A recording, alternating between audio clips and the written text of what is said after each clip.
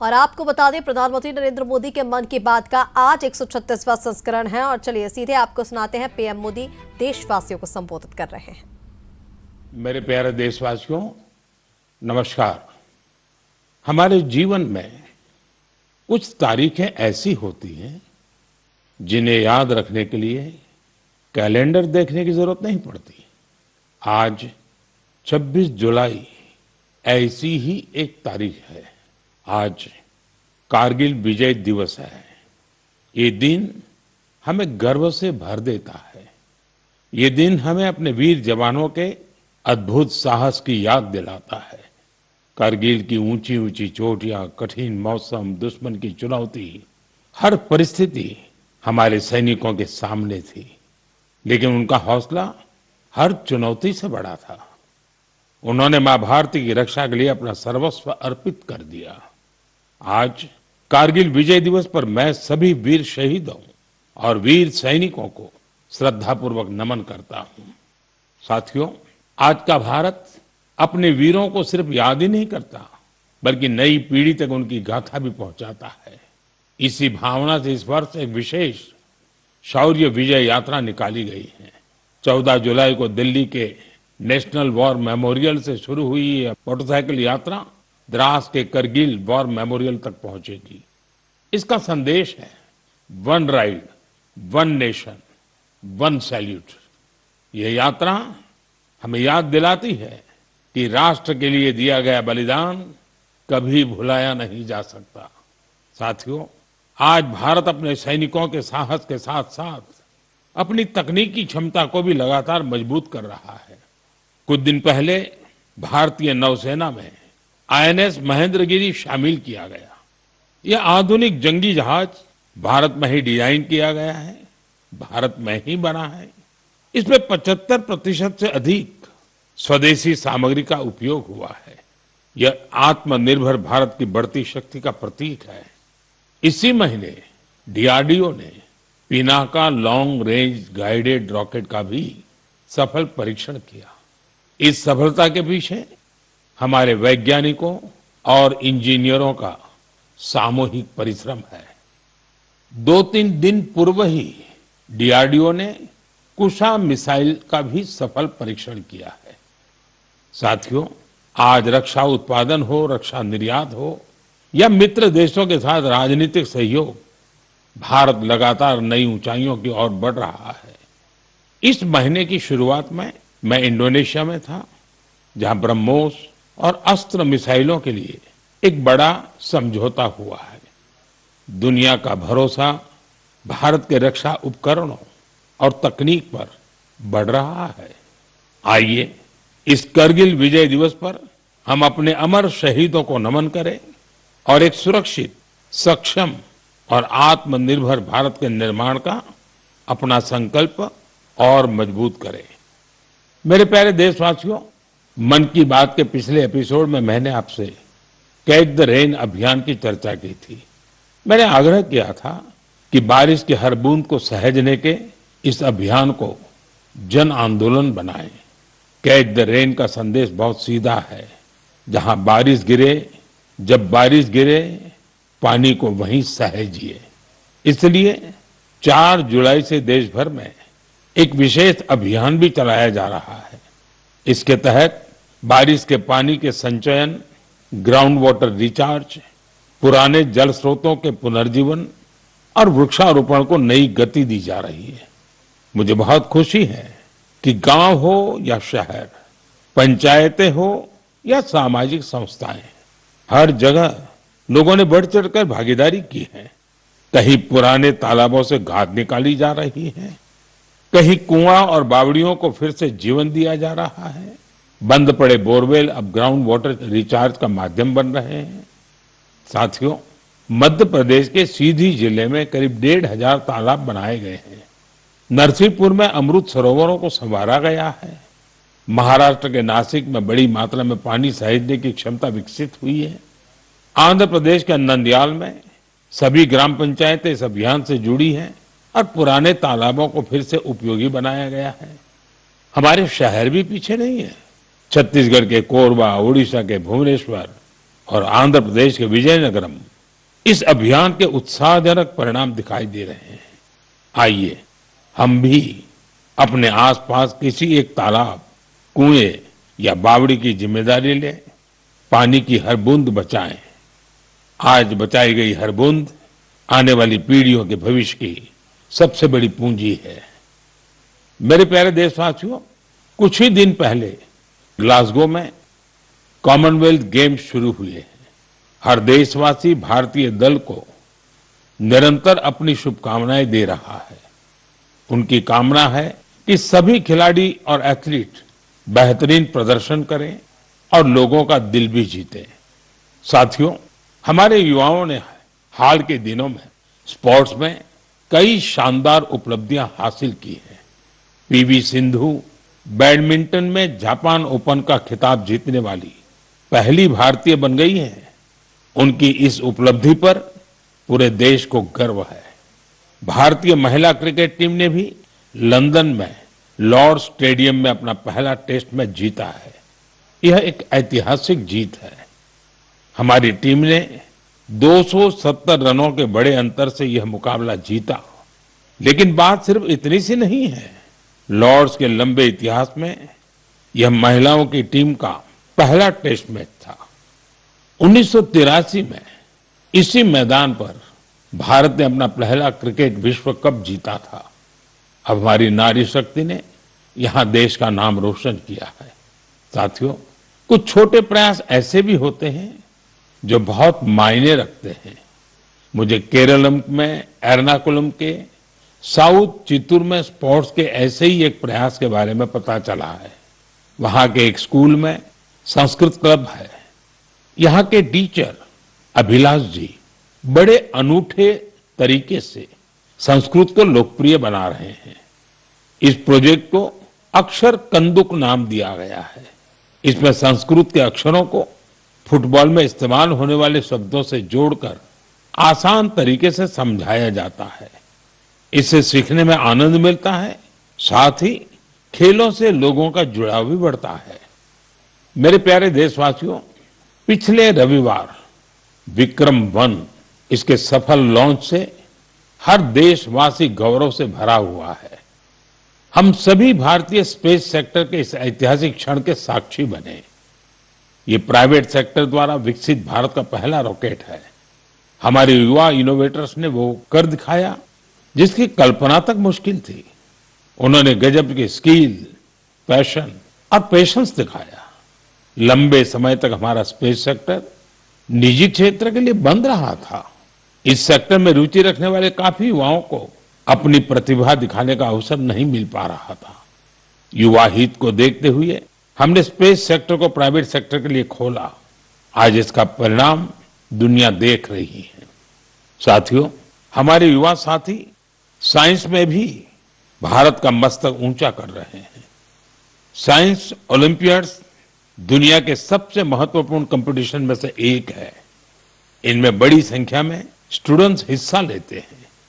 इस महीने physics, chemistry, biology और मैथमेटिक्स के ओलंपियाड हुए। इन कॉम्पिटिशन्स में भारतीय दल का प्रदर्शन शानदार रहा। फिजिक्स ओलंपियाड में हमारे सभी 5 स्टूडेंट्स ने गोल्ड मेडल जीते और भारत ने पहली रैंक हासिल की। पिछले एक दशक में हुए हर फिजिक्स ओलंपियाड में हमारे देश के स्टूडेंट्स ने गोल्ड या सिल्वर मेडल जरूर जीता है। केमिस्ट्री ओलंपियाड में भी हमारे सभी स्टूडेंट्स ने गोल्ड मेडल जीता। यह अब तक की बेस्ट परफॉर्मेंस रही है। बायोलॉजी ओलंपियाड में भी हमारे सभी स्टूडेंट्स ने मेडल जीते। इनमें एक गोल्ड मेडल भी शामिल है। वहीं मैथमेटिक्स ओलंपियाड में हमारे स्टूडेंट्स ने 2 गोल्ड और 4 सिल्वर मेडल्स अपने नाम किए। मुझे देश की युवा शक्ति पर बहुत गर्व है। यह देखकर खुशी होती है कि भारत में ओलंपियाड्स और हैकेथॉन्स का कल्चर निरंतर बढ़ रहा है। मुझे विश्वास है कि देश के अधिक से अधिक युवा ऐसे फोरम्स में अपना इंटरेस्ट दिखाएंगे और भारत का परचम भी लहराएंगे। मेरे प्यारे देशवासियों, जब हुनर भी हो और कुछ करने का जज्बा भी हो तो हर राह आसान हो जाती है। कश्मीर की पारंपरिक चटाई वगु को लेकर आज जो प्रयास हो रहे हैं उसमें इसी की झलक मिलती है। इसे सरकंडे और धान के पुआल से स्ट्रॉ से तैयार किया जाता है। इस चटाई को बनाने की परंपरा बरसों पुरानी है। इसके लिए सबसे पहले कश्मीर के दलदली इलाकों की घास और सरकंडे की कटाई की जाती है। धूप में सुखाने के बाद छटाई होती है और फिर शुरू होता है हाथों से बुनाई का काम। 2 कारीगरों को एक चटाई बनाने में करीब करीब 4 दिन लगते हैं। यह चटाई अनूठी भी है और इको फ्रेंडली भी है। एक बड़ी खासियत यह है कि आपको गर्मियों में इससे ठंडक मिलेगी और सर्दियों में गर्माहट। पहले यह कश्मीर के हर घर में दिखती थी, लेकिन पिछले कुछ वर्षों में इसका उपयोग कम होने लगा था। ऐसे में श्रीनगर के गुलाम हुसैन जी और उनकी बेटी तंजिला जी ने एक संकल्प लिया। दोनों वगु क्राफ्ट की परंपरा को एक नया जीवन देने में जुट गए।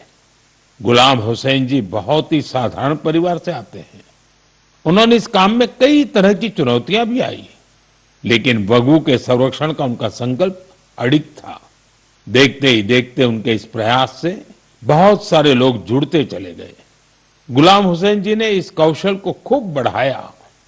अपने मिशन में उन्हें स्थानीय स्तर पर सरकारी सहयोग भी मिला। आज तेजी से लोकप्रिय हो रहा वगु देश के अन्य हिस्सों में भी पहुंच रहा है। मुझे इस प्रयास से जुड़े सभी लोगों पर बहुत गर्व है। आज हम सभी का लोकल प्रोडक्ट्स पर जोर है। हम वोकल फॉर लोकल के मंत्र को लेकर चल रहे हैं।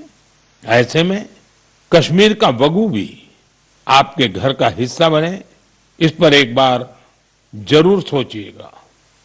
साथियों, हमारे देश में चाय सिर्फ एक पेय नहीं है, ये अपनापन भी है।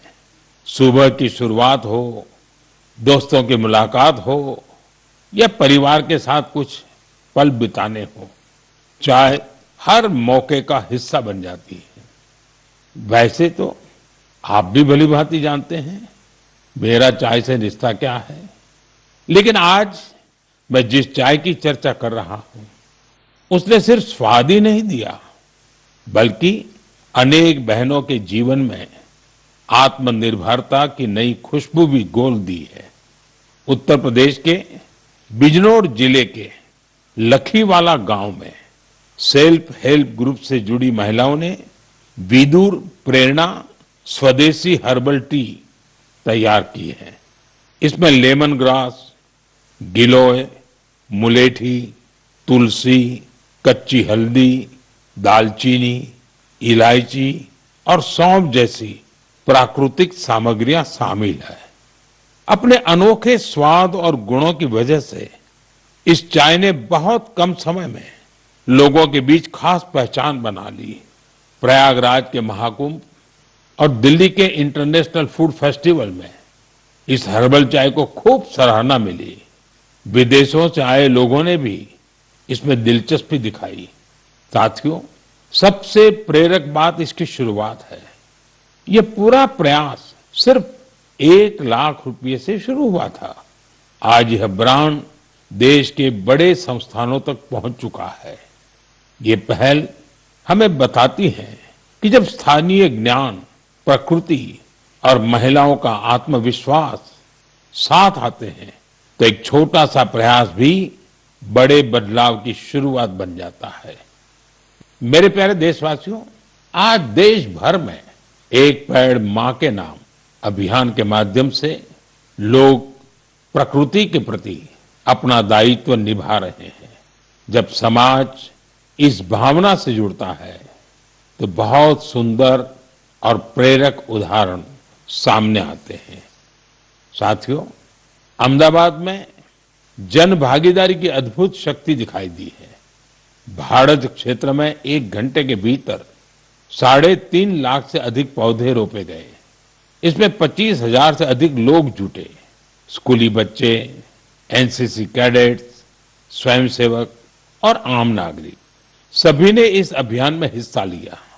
आने वाले वर्षों में यही पौधे एक घने शहरी वन का रूप लेंगे। इस प्रयास को Guinness book of world record में दर्ज किया गया है। साथियों, एक पेड़ मां के नाम अभियान के तहत यूपी में भी जन शक्ति का अद्भुत संकल्प देखने को मिला है। वहां एक ही दिन में 12 जुलाई को 35 करोड़ से अधिक पौधे लगाए गए हैं। यूपी का सांसद होने के नाते मेरे लिए ये भी विशेष गर्व की बात है। मेरे प्यारे देशवासियों, पेड़ केवल मनुष्यों के लिए नहीं होते, वे अनगिनत जीवों के घर भी होते हैं। गुजरात के गीर के जंगलों में करीब 60 वर्षों बाद इंडियन ग्रे हॉर्नबिल फिर से बसेरा बना रहा है। ये गीर में बरसों से हो रहे संरक्षण और पुनर्स्थापन के प्रयासों का परिणाम है। हॉर्नबिल को जंगलों का किसान कहा जाता है। ये फल खाते हैं और बीजों को दूर दूर तक पहुंचाते हैं। उन्हीं बीजों से जंगल में नए पेड़ उगते हैं। इस तरह एक पक्षी जंगल को फिर से हरा भरा बनाने में मदद करता है। मैं आप सभी से कहूंगा, हम सभी अपने जीवन के किसी विशेष अवसर को प्रकृति से जरूर जोड़ें। एक पेड़ मां के नाम लगाएं। आज का लगाया एक छोटा सा पौधा आने वाली पीढ़ियों के लिए हरियाली, स्वच्छ हवा और सुंदर भविष्य की विरासत बन सकता है। मेरे प्यारे देशवासियों, हम सभी जानते हैं कि आज प्लास्टिक प्रदूषण पूरी दुनिया के पर्यावरण के लिए बड़ी चुनौती बना हुआ है। सिंगल यूज प्लास्टिक का कचरा कई वर्षों तक प्रकृति को नुकसान पहुंचाता रहता है। इसलिए प्लास्टिक का सही निस्तारण बहुत जरूरी है। साथियों, बिहार के सीतामढ़ी में वेस्ट टू वेल्थ का शानदार उदाहरण सामने आया है। यहाँ कचरे की रिसाइकलिंग कर उससे आकर्षक बेंच बनाई जा रही है।